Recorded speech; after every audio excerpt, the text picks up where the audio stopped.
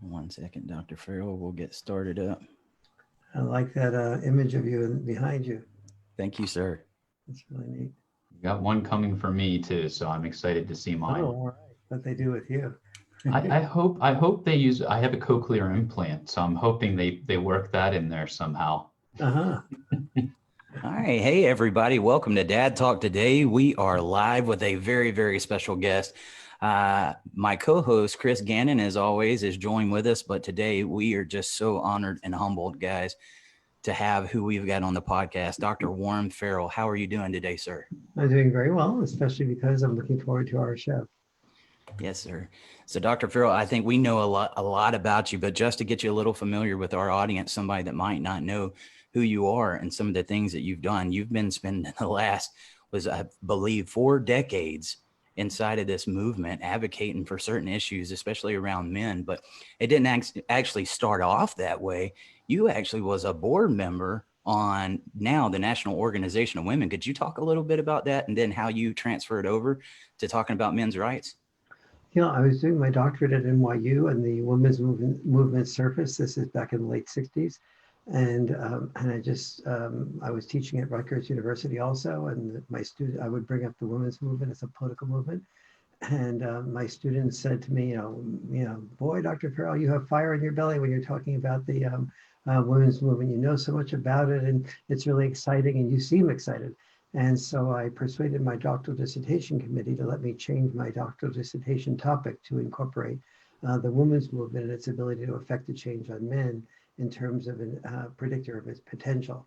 You know how stultified all these doctorate things are. And so so they finally let me change that. And then so when that was happening, I did my first book called The Liberated Man on that topic. But then in the 70s, the women's movement, there began to be a lot of divorces. And I started looking at how the children of divorce were doing. And I found that there was this huge gap between the children of divorce who had a lot of father involvement and the children of divorce that did not. And the children of divorce who did not have a lot of father involvement were doing really badly. What has accumulated over the years to be what I now call the boy crisis. And the boy crisis resides basically where dads do not reside. The boy crisis, and that is in two areas. Children of divorce whose fathers are not involved about equally with them, and then children of single mothers who never had a father, were never married to a dad, most of whom never had a father with them to begin with, but the ones that did, the average father, when a woman has a child with a man she's living with but not married to, that relationship usually only lasts about an average of 4 years. And so then the children usually lose the father after those 4 years, and the boys do particularly badly. The girls also do most worse as well in about 50 different areas. The boys do worse in all 50 of those different areas, but they do considerably worse than the girls do. And so that I started speaking up on that and saying that to the board of NOW in New York City. This is and the NOW's response was, well, we want women to have the freedom to be able to raise children by themselves, and we want women after divorce to be able to make a decision as to whether it's their, they know what's best for the children.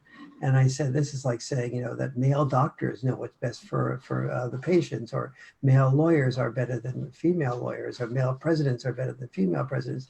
This is everything you're fighting against, and you're not going to change women's roles if you don't also alter men's roles. You can't just change one by itself. Especially for heterosexuals, they live together, and for gay couples who raise children, it really is very helpful to have the biological father involved as well. And so they were just sort of like, are you turning against us? And my response was, no, I'm actually turning for what every woman really wants who has children, which is teaching her what's best for the children. Was my response I got. And I knew that I would, that if I had continued speaking up on the importance of dads, that I would lose a lot of my speaking engagements. But I didn't lose a lot of them. I lost all of them when I started speaking up on these issues. And I went from 50 at colleges and universities per year to zero. Wow.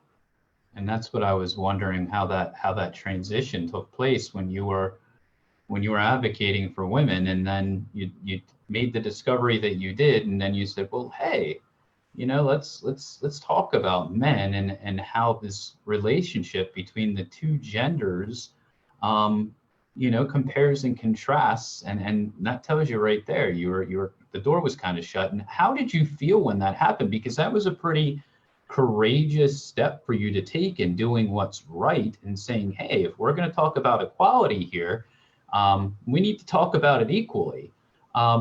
That took a lot of courage. Can you tell us a little bit about what went on in your head during those times when you found out you had 0 speaking engagements lined up because you stood for something right?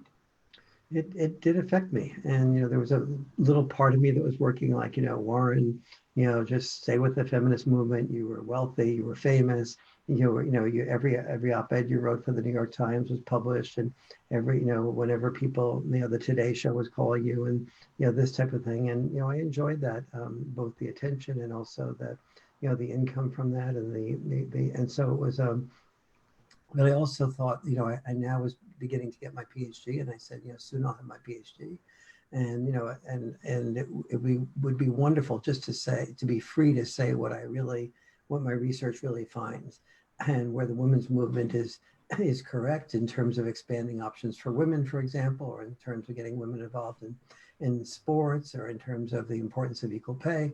These are things where I can 100% support the women's movement. But when the women's movement is beginning to transition from I am woman, I am strong, as with Helen Reddy years ago, to I am woman, I've been wronged, then develop, honing victimhood is a fine art. I didn't feel was a good foundation for women's strength. I felt it would only reinforce in men the fear of hiring women for fear that they would play victim. Well, I've got some good news for you, Dr. Warren Farrell. If by any chance, and I'm not saying this will ever happen, the door shuts on this movement, after listening to your audiobook, The Myth of Male Power, I mesmerized by your voice. If you ever wanted to do like therapeutic, like easy listening to relax people, I think that you've got millions of dollars on the table waiting there for you to, like, your voice just to read some poems or something. So you'll never be without a job. Thank you. I did that once on TV, but I fell asleep while I was doing it. That's so awesome. Dr. Farrell, so one of the main things that we talk about over here at Dad Talk Today is that of parental alienation. The Dad Talk Today started out 5 months ago. We grew really quickly. One of the things that we get a lot over here is we believe in equality. We want to promote equal shared parenting. And a lot of times people find exception with us having dad in the name, and they want us to take the dad out. And a lot of times I buck back and I'm like, I think that's the problem. We've taken dad out. We need to put dad back in. And it's like, we're not allowed to talk about some of these problems unless we don't do it as dad. We've got to do it as parents. But there is many issues that a father faces. And the more that I watch TV shows and I became more aware of it, I see it kind of hidden in the little crevices. And there was a play that I watched not too long ago. And I watched just systematically how anything that a man did was narrow-minded. It was weak. It was looked at as wrong. And unless you were really paying attention to it, you wouldn't see the little undertones that was going on. And so that's kind of what we're doing over here. We believe, again, in equality. And I'd like you to speak a little bit about that, because as much as you talk about men's rights and the boy crisis, that's exactly, you said this does not need to be a men's rights movement and doesn't need to be a woman's rights movement. This needs to be a parents' rights movement. Could you speak a little bit about that? Yes. First of all, I really agree with your decision. If the goal of all of us is to get dad back in, you don't get dad back in by leaving dad out in the title of your show. That's a lack of courage, and it won't change the way of thinking about dad unless we say right up front, here are, and as you saw in the boy crisis data, there's more than 50 developmental ways that children benefit, both girls and boys, from the involvement of dad. Ways I had no idea of before I started doing the research for the book. And there are differences between dad style parenting and mom style parenting. And most people, like, women will, for example, let's say a dad is roughhousing, and and he's beginning to, he throws the three kids on the couch and says, "All right, jump on my back and pin me down before I pin you down." And the kids are going, "All right," and the mother's going, "I feel like I have just one more child to monitor here," and she's sort of shaking in her boots, but she's saying to herself, "All right, don't be controlling," and the kids are having fun. Try not to get involved in be a party pooper. But also she's saying to herself, I feel really like sooner or later somebody's going to get hurt here, and she's only about 99% likely to be right. And so so when the children, somebody sticks their elbow in their sister's eye, and the dad goes, and then when somebody starts crying, mom goes, I knew it. Now mom starts feeling guilty that she didn't sort of intervene sooner, because now she's allowed the child to get hurt, and she knew that the child was going to get hurt. And I'm not arguing with that at all. And so but the dad then goes ahead and says, okay, Jimmy, you can't stick your elbow in your sister's eye in order to win. You've got to do it, this way. And no, not that much. That's too rough. But this way is okay. Or you can fake me out, or you can use body leverage or body, language to win your way. Okay, Dad, we got it. And so then they go back to the roughhousing again.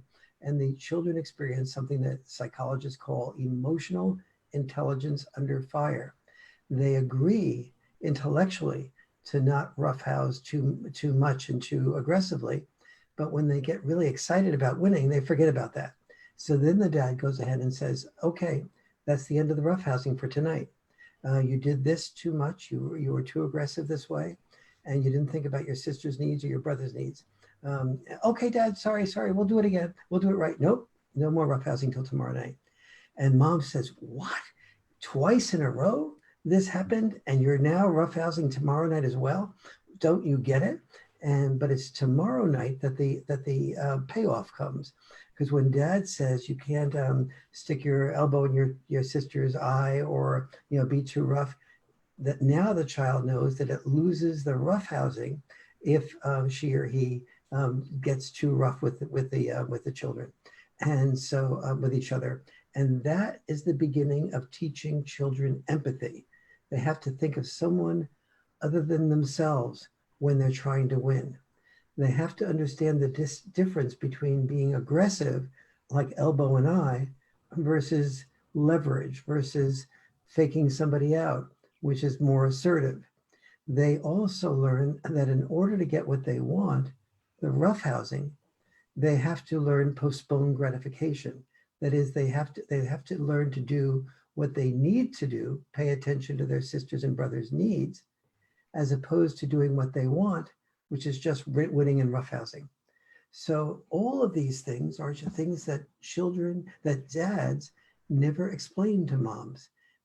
Because they don't read the boy crisis, they don't read and if they read other books or on parenting, most of the books or the articles on parenting don't mention dad style way of doing things, like just like in the commercials you see, where dad is always the goofball.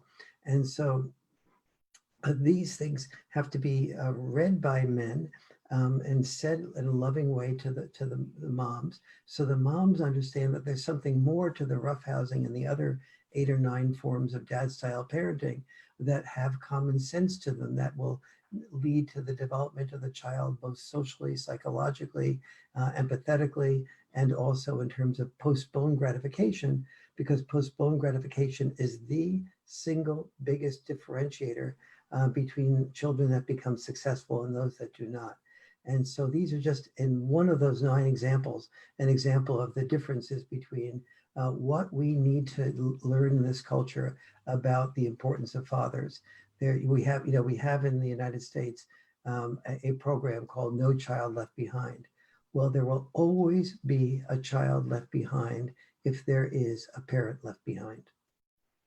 Yes, sir. And I'd like to say, going back to that about not taking the dad out, keeping the dad back in. I watched you on when you were speaking about fathers' rights on Oprah and how they just tried to completely blindside you and didn't want you to speak. And you was talking about a second ago about these things that dad's not communicating with mom. One thing I saw you say, Dr. Farrell, that I want to ask you about, and I think you wrote a book on this called Women Can't Hear What Men Don't Say. Yes, yes, I did.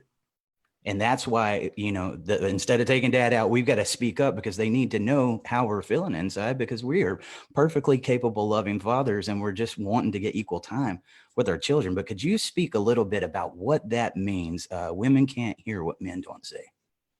Yes, we as men have to, rather than just blaming women or or just sort of opting out, we have to study why we are as important as we are. That has been completely left out of the culture.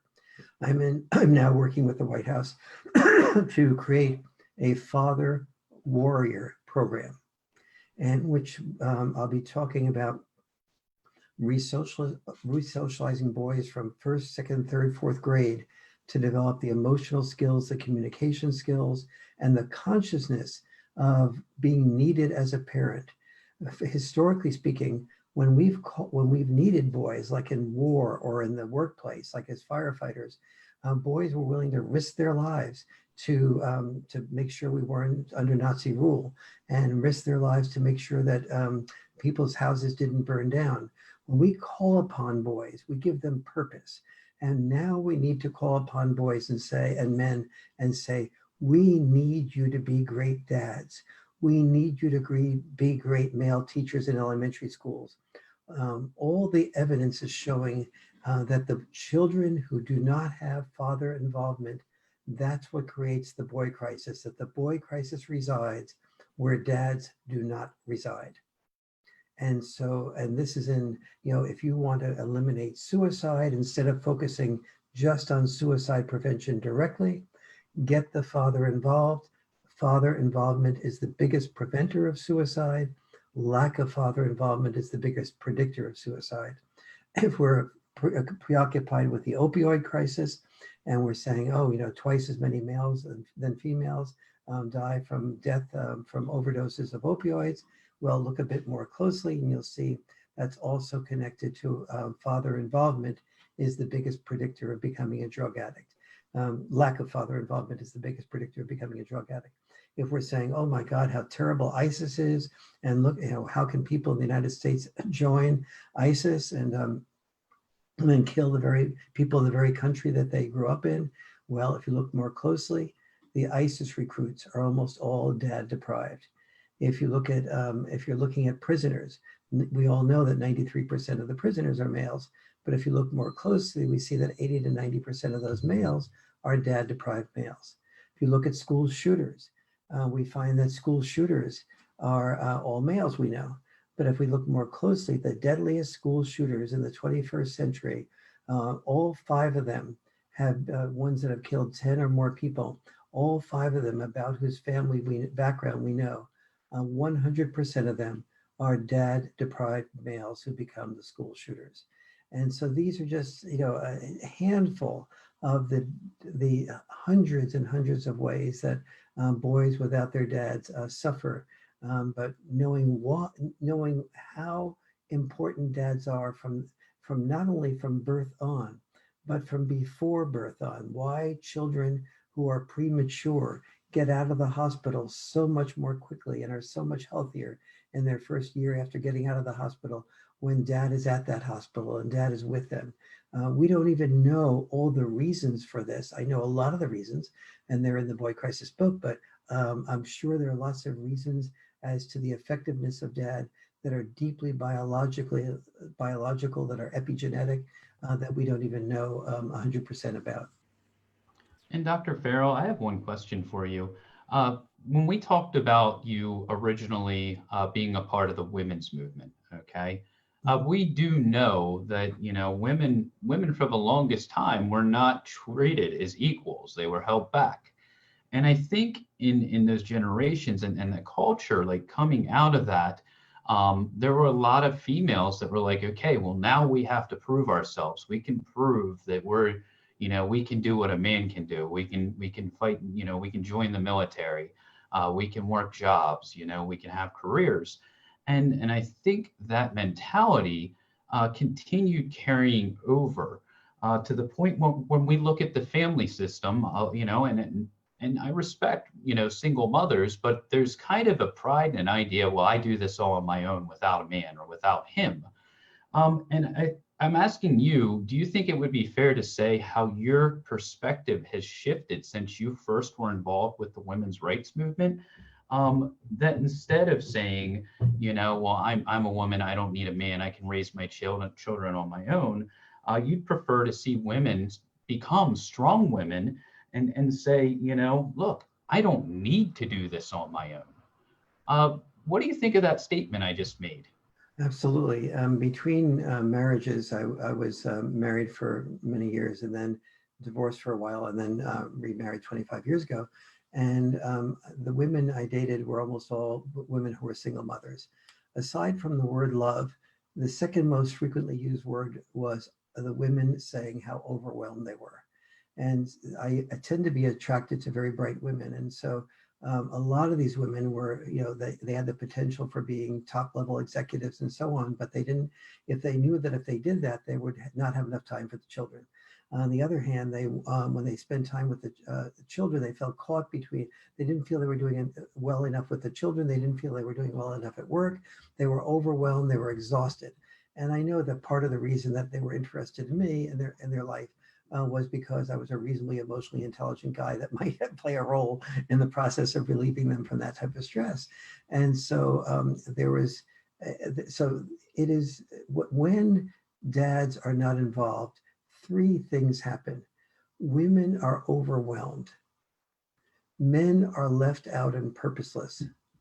And children do worse in 50 plus developmental areas. Who is the winner there? No one's winning. Now, when I got involved in the women's movement, Betty Friedan, who was the author of The Feminine Mystique, and Gloria Steinem and I used to have discussions about the importance of both sexes helping each other. And one of the things that Betty Friedan wrote in a book called The Second Stage that got very little publicity was that the women's movement's second stage needs to be the involvement of men, the involvement of fathers, the involvement of men playing the role of fathers when they are fathers. And otherwise, women will not have the freedom to be able to go out and earn a good living and be able to be equally involved in the workplace. So if you want women equally involved at work, you've got to have men equally involved at home. Now, this is basically what I was saying to the feminist movement is that, not only do we need to do this, but the data is showing that the children suffer when we don't do this, and that women's freedom to not have a man involved is a very precarious freedom. You have the freedom to have children and you have the freedom to not have children. These are freedoms that I will fight for, but for women. But if women have children, when the moment they make the free choice to have children, they make the free choice to put their children's lives and priorities in front of their personal freedom to be able to marry a new man and move to another state and take the new man away from the biological father, all of which I was open to. But until I found out that this just plain didn't work. I am a stepdad myself. I thought being a stepdad was just equal to being a biological dad. I was only 100% wrong. And so I feel I've been a good stepdad, but I haven't been the type of stepdad that I can't replace the biological father. Yes, sir. What was I thinking about? I can jump in real quick with a question if you want, Eric. Go ahead, brother. One of the guests we had on recently, Paul Elam, and I'm sure you're familiar with him. I know Paul well.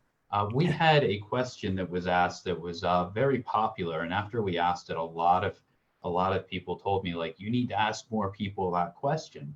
And that question was from the perspective of a man. Okay, so most of our audience are divorced, separated, alienated, or non-custodial parents who might feel bad about themselves and feel like when they talk to a woman that, oh, well, I don't have my kids, I'm a non-custodial parent, it's going to have a bad reflection on them.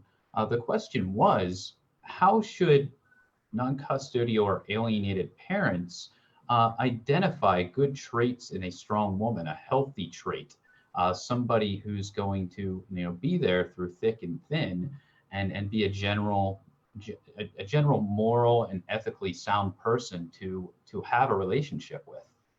Very important question. The first way is to watch the way she talks to waiters.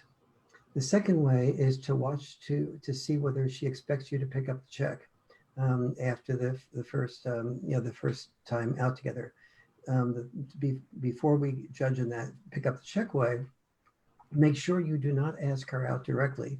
Make sure that the conversation of interest to go out to dinner is a conversation that evolves so that both of you are talking about, wouldn't it be nice to see each other again? Because if you ask her out, then you're responsible for paying. But if you create a joint conversation where both of you are seeing that, we really seem to have a lot in common here. Should we get together anymore? Yes, we should. Let's maybe get together for dinner somewhere. That would be great. Where would you like to go to dinner? What's your favorite place? Terrific. Well, shall we meet there? What time should we meet there? When she's a complete partner in the process of choosing, she's much less likely to feel resentful about being a partner in the process of paying. Now, if the bill comes and you're really interested in being sexual with her, and you know that if she pays the bill, she's going to look at you as a cheapskate. You couldn't say something like, let me take care of tonight's bill, and then maybe the next time you can take care of it, or you can have me over. You can make dinner for me and have me over. This tells her that you're interested in her. You do a little bit of the male role, but you're also making a really strong statement that there is an expectation here that because I am interested in you romantically does not mean that means I should pay, because every man who pays automatically and reflexively is basically saying this to a woman. He's saying, I am inferior to you until I pay money to become equal to you. Because paying money is compensation for inequality. If somebody pays me to be a consultant to them and pays me $1,000 an hour, then they're saying that I really value you enormously as a consultant. No matter what they're paying me, the more they pay, the more they're sharing their value. And we take a woman to a really nice restaurant and we expect ourselves to pay. That is a statement of our insecurity, a statement to her about our inferiority in relation to her. On the other hand, it's so customary that we have to share that perspective that we have on that is part of respecting her, not a part of not liking her. I dated a woman between my marriages who was the president of a local national organization for women chapter in New Jersey, and I asked her out. I lived in New York at the time. She and I got together, and at the end I said, "Well, shall we share the bill?" And she said, "Yes." And then she stopped and she said, she got tears in her eyes and she said, "I'm so embarrassed. I'm like feeling like maybe you don't like me and you want me to share the bill with you." And she said, "I know this is against everything I believe in and fight for, but I just feel I'm so used to having men pay the bill." She was a very attractive woman, and that I just can't even, I'm beside myself here. Now, I was very empathetic, because she was acknowledging that she was feeling vulnerable and that she was, this was in conflict with her own values and and so on. So, I believe it, I think it was that I paid that evening, and then, but that was fine when there's an acknowledgement like that. But you get the point. The point being that we have to have the courage to be willing on a date to risk rejection and not be slept with that evening by saying what we want, that a relationship is not something that we need to pay for, that we have worth. And when women, and ironically, I found that women responded very positively to that, not on the pay part per se, but the fact that I had the courage to speak up. They saw strength in that willingness to deviate from the party line, so to speak, of the traditional role. And so when you choose women, now, on the other hand, I lost women by saying those types of things. And that's what I'm saying is important. It is important for us guys to have the strength to speak up, the strength to not pay automatically, and then lose women who are not interested in being with a man who won't pay for them. That is the selection process that leads to finding women who are not expecting you because you're a man to be the next paycheck in their life. Right. And Dr. Farrell, you know, I might be asking you to psychoanalyze me a little bit, but I'm wondering where the origins and the origins of history, the logic and I guess the morals and values that I've been taught come into play and how I might be possibly wrong, because I've always, and I don't know where I got it, it's not like my mom or my dad sat me down, it's probably from TV, is, you know, anytime I've gone out on a date with a girl, you know, I've just, not even for like the, you know, an intimate reason, but it's like, oh, you're out with me, I'm going to show you I can protect you, I can take care of you, and Yes. I'm going to pay. The other thing I want to bring up in relation to that is I'm also somebody who generally has always been taught, you know, well, you see a woman coming, you open and hold the door for them. I'm just wondering what your thoughts are on those two things. Yes. Well, the opening door thing, I do both for women and for men. If I'm ahead of the person, I open the door for them. Right. But the reason that women objected to that to begin with was because the feminists were saying, you know, well, don't treat women as being helpless. And there was a value to that statement. So where do you get that from? You only get that, Chris, from you and all the rest of us only get the protections, show you a good time, the willingness to pay, that type of thing. We only get that from about 1 million years of evolution. And when I say 1 million, I mean not just humans, I mean insects, I mean, elks and so on. I mean, buck elks, for example. First of all, almost all human and mammal species, with some exceptions, about 85% of the females procreate with the alpha male. So the alpha male gets 85% of the females, and the rest of the rest of the males have to divide the remaining 15%. And there is a biological drive on our part. Now, the buck elk example is really fascinating. The buck elk that is the alpha male, the one that's the most alpha that the 85% of the females mate with, is the one that has the biggest rack. And so when he gets that biggest rack, immediately after he procreates, he has to immediately get rid of that rack, or he's likely to die of starvation, because getting that rack takes away 30% of his calcium, nutrients, and minerals. And so he's actually the one that appears to be the strongest male, is only strongest in being able to fight off the enemy for a while, but in order to fight off that enemy, he has to become the weakest of the males to appear like the strongest of the males. Oh, wow. And if he doesn't get rid of that rack within almost immediately, he's in jeopardy of having winter come along before he can replenish the nutrients that it took to get that rack.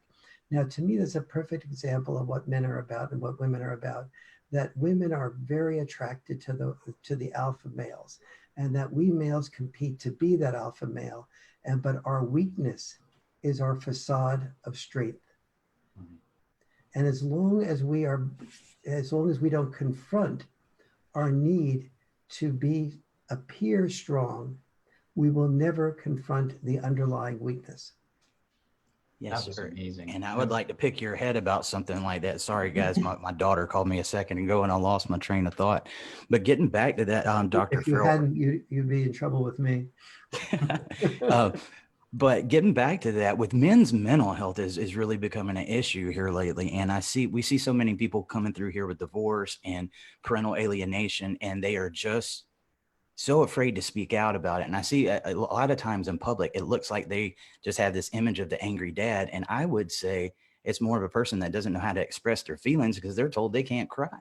They're not allowed to speak out. They're not allowed to hurt. Could you talk a little bit about that for me? Well, first of all, you're 100% correct. And when I first started getting involved with these issues and understanding men more than I had in the past when I was involved with the feminist movement. I'd meet some of the fathers in the fathers' rights movement, and they'd come up and say, this legal thing happened to me, and this legal thing happened to me, and I'd hear this anger, I'd hear this bitterness, and I'd think, oh, bitter, angry dad, and then I'd say something like, do you have pictures of your children? And suddenly the entire face changed, and out would come poor tears. And he could barely get out his wallet and show me the pictures of the children without crying.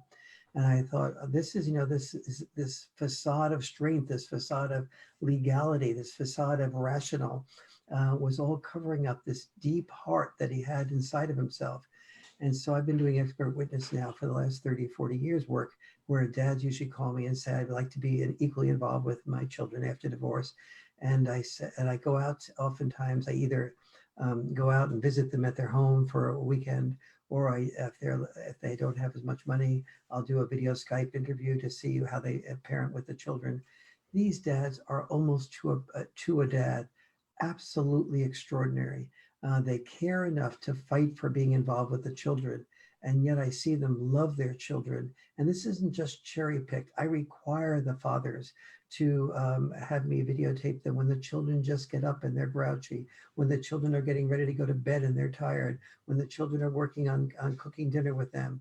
And I see things that nobody can fake, where the children will reach over and they'll take their dad's hand, or they'll voluntarily put their arms around their dad, they'll voluntarily kiss their dad. Children don't voluntarily do things because they're told, act affectionate toward dad when they're 3 or 4 years of age. They just do or they don't.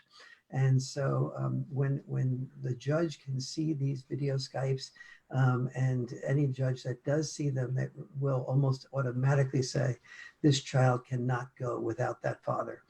This would be a crime, because the judge is impacted by that. And so, but there is alienation wise, I'm going to be really honest now and say some things that are just data accurate, but are not going to be easy to hear. Okay. Gwyneth Walker did, and I talk about this in the Boy Crisis book. Gwyneth Walker interviewed children 5 years after divorce and asked the children 3 basic questions. Does your dad badmouth your mom? Does your mom badmouth your dad? Do they both badmouth each other? Does neither badmouth each other? That's 4 questions. And she found that children said that only 11% of children said that neither sex, neither mother nor father badmouth the other. That's deeply sad. But on the ratio of the dads bad-mouthing the moms versus the moms bad-mouthing the dads, moms were 4.5 times more likely to bad-mouth the dads than the dads were to bad-mouth the moms. And when I hear a dad, when I'm with a dad observing him, if he's bad-mouthing the mom, he's got trouble with me. And if he doesn't learn the lesson in the first little mini lecture, and he continues that, either I'll withdraw from supporting him, and here's the problem with bad-mouthing. When a child, particularly when a mom bad-mouths the dad, which is the most common form of bad-mouthing, the boy looks in the mirror and he sees his body language, his hair, his nose, his eyes are a lot like his dad's body language, hair, nose, and eyes. And he begins to fear that the things that were said about his dad, your dad is irresponsible, your dad is a liar, your dad is a narcissist. Those are 3 of the most common things. He fears that maybe he's a narcissist, he's a liar, he's irresponsible, because when a mom or dad badmouths the other parent, they're bad-mouthing the half of that other parent's gene, the half of their genes of that child that emanate from the other parent. And so you cannot bad-mouth the other parent without abusing the child. And let's be honest, Dr. Farrell. So a lot of times, you'll hear a father that is talking about that mother. There's already stereotypes against dads already. We already know about that. That's a lot of what you talk about. Then you see this father talking to, just really bashing on a mom, talking how she's a narcissist, the whole 9 yards, being public about it. It actually kind of points the finger back at you and makes you look like the stereotype that you're trying to fight against. Yes, absolutely. Yes, sir. And Dr. Farrell, one other thing, Chris, I just want to spend a minute. Is that okay? Oh, no, yes, go for it. Yes, sir. you were talking about men not crying and men not expressing their feelings. And this is a whole new opportunity for men. Historically speaking, men were trained to be heroes. To be heroes in war, we had to risk our lives to be disposable. Men were never, women were not the second class citizens. If they were, were the third class citizens. We were the citizens that were expected to die so women would live. That makes our role one of subservience to women. So every man was trained, each generation had its war. Every man was trained in that to prepare himself for war, which was to prepare himself for disposability if he wanted to be thought of as a real man. He often had a picture that maybe dad pointed to of an uncle that had died in the Marines. And that uncle was, that picture with the uncle in the Marine uniform was that the child got the point. That uncle was a real hero. He sacrificed for the country. And if he needs it, and so that being called a hero was a social bribe for boys to be disposable in work or disposable in war, to develop what I call in the Boy Crisis book, heroic intelligence. But now, for the first time in history, we have a much smaller percentage of boys who need to go to war and die in war. And we have more automation in many workplaces and a smaller percentage of men who are needing to die in work, although firefighters and floods will increase that percentage of men that will die at work. And so we have an opportunity here for the first time in history for men to make an evolution from heroic intelligence to health intelligence. Health intelligence is more concerned about men preserving their health rather than men preparing themselves for disposability. And part of health intelligence is emotional health. Part of emotional health is being able to express your feelings rather than repress your feelings. We have millions of messages that are coming to us all the time that men who are successful become successful not by expressing feelings, but by repressing feelings. When Lois Lane takes zero interest in Clark Kent, but when she falls in love with Superman, then she expects Superman to cry, but only because she never would have had an interest in Superman if he wasn't Superman to begin with. And once he's Superman, he's allowed to cry, but he's not allowed to cry if he's Clark Kent. Wow. Wow, That's the that was second awesome. time you've just blown my mind on this podcast, and I thank you for it. I want to rewind a little bit to when we were talking about parental alienation, and you said it's abuse. It's a form of abuse. And we know that majority of the people who watch our show are alienated or non-custodial parents, but we do know that there are some alienating parents who watch our show. There are some custodial parents who watch our show who have made false allegations against the other parent.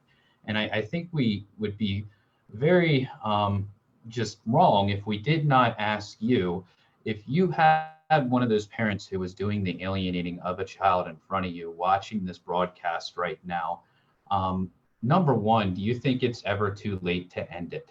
Because that alienator knows that they've told lies. And number two, what advice would you have to them on stopping the alienation? How can they do it? I would, first of all, if you are an alienating parent, I would like you to think of this as a great opportunity to tell your child, the other day when I was talking about mom, I was so hurt and angry that I said this about her and that about her. And then just to choose a couple of things. Your mom loves you so much. And I care about your mom because she loves you so much. And that was my fault for saying something negative about your mom. And if I do that again, I give you permission to say, Dad, don't say bad things about my mom. She's our mom. We love her too. And it puts us in a very bad position.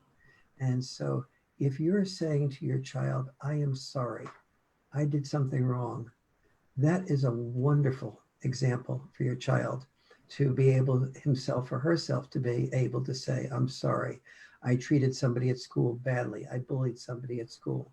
And then share with your son or your daughter that you love them so much that when when you feel alienated or you don't have time with them, you get so hurt. And that hurt, behind that hurt, you express it as anger, but underneath that anger, there's hurt. Explain to your child that anger is vulnerability's mask. Your child won't get that right away. But as your child gets angry at somebody at school and you say, what happened at school? Well, so-and-so bullied me. So-and-so called me a name. Somebody said I was a loser. Somebody said I was an orphan. Somebody said this or that. And did that hurt you? Yes, that really bothered me. I guess it did hurt me. So you got angry, right? Yes. So anger was a mask for the vulnerability that you felt. Now the child will get it. So use the mistakes you make as a teaching opportunity for your children, a teaching opportunity as to how to be vulnerable, how to apologize, how to move on. It is never too late to start that. Yes, sir. So, Dr. Farrell, I'd just like to say what an utmost honor it is to have you on this podcast. And it would be wrong of me. We don't want to keep you too long. We got like 10 more minutes. But I just wanted to ask you, for somebody that's been doing this for 4 decades and you see this epidemic with fatherlessness, if I was a person coming into this and say you was to retire tomorrow, and we hope we've got you for another 20, 30 more years, but if you was to retire tomorrow, where should I start with my research and where would you suggest we should pick up and carry on the work? I'd say the first place, what I basically did when I wrote The Boy Crisis was gathered what I felt was the most responsible research that was available, and then tried to take it away from being academic and write it in a fun way that everyone could enjoy. And there's 10 chapters in The Boy Crisis that are called The Difference Between Dad Deprivation and Dad Enrichment. I would encourage you to focus particularly on those chapters. The chapters that I've gotten the best feedback about from both mothers and fathers is the chapter on what do dads do differently. Understand what you do differently, whether it's with the roughhousing that I talked about before, whether it's being more likely to enforce boundaries. Moms and dads set boundaries very much the same way, but dads are far more likely to enforce boundaries than moms are. And if you're not a good boundary enforcer, and if you're sometimes this is the reverse, and if you're a dad and you're not a good boundary enforcer because you have a daughter that's the apple of your eye and you're always giving in to her, you're not doing that daughter any service. You are doing her a disservice. You're creating a princess, not a responsible, strong daughter that can be effective in the world.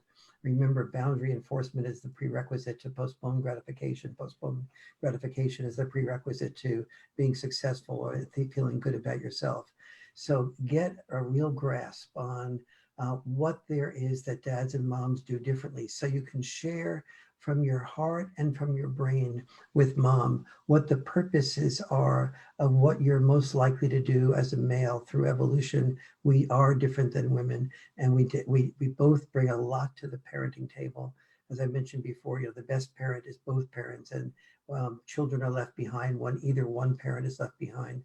And so the arguments that you tend to have with your wife or your husband, do not treat them as arguments. Treat them as part of the checks and balances of parenting. We all know that even though we might hate Republicans or hate Democrats, that the country is probably better because there are both Republicans and Democrats. We might hate the judiciary or hate the executive, but we understand that these branches are checks and balances on each other. The same is true with fathers and mothers. So when your son or daughter says, can I climb the tree? And mom says, no, sweetie, maybe in a few years. And dad says, okay, climb the tree, but be careful. And then they go, what? You can't have that child climb the tree at this age, you're too young. And then they negotiate a way of climbing the tree a little bit, but the father standing out underneath the tree to protect the child if it falls. Then the child gets the best of both worlds. But if you're a dad and you don't know that that child climbing the tree increases his or her physical intelligence, the IQ increases by the child making thousands of little decisions as to which branch to go on, which branch to avoid, and how to be flexible and how to think very quickly on its feet. or on its hands and knees as it's climbing the tree. And so these are all things that it's so important.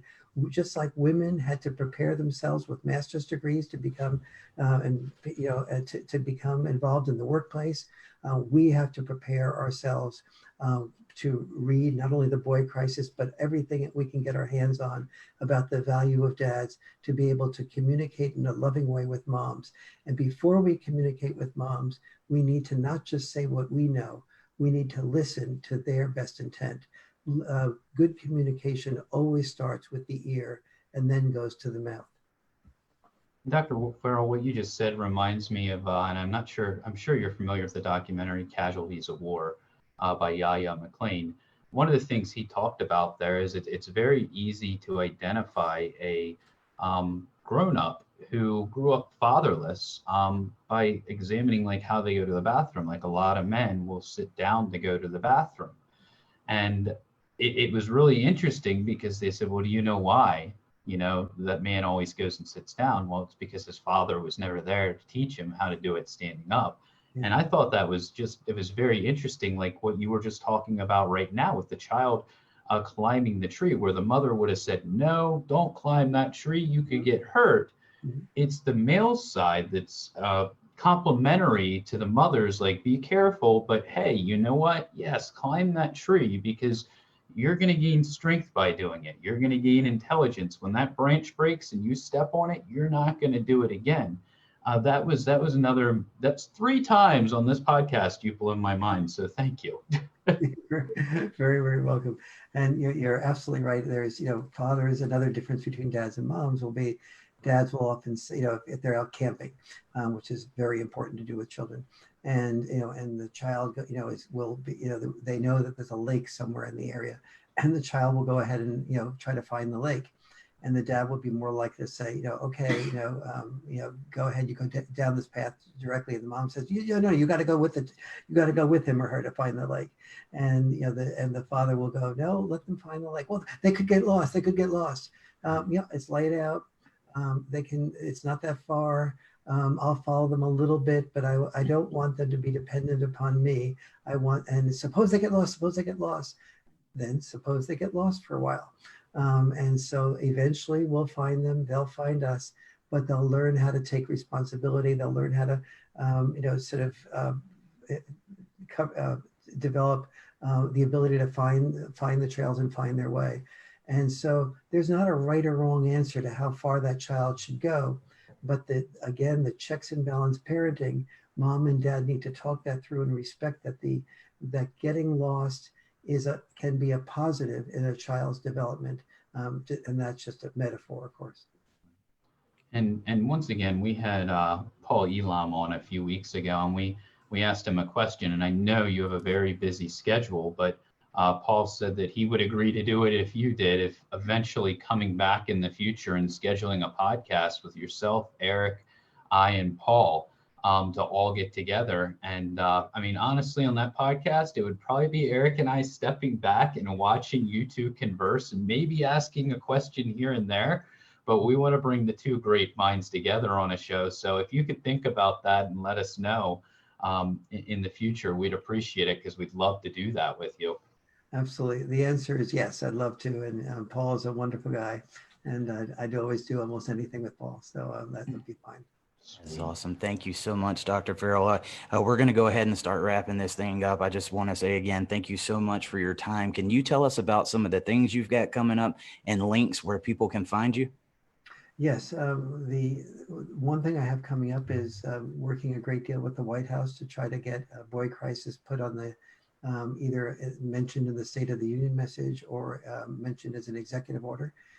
So that's possibly coming up in the next few months, which will be huge if it happens.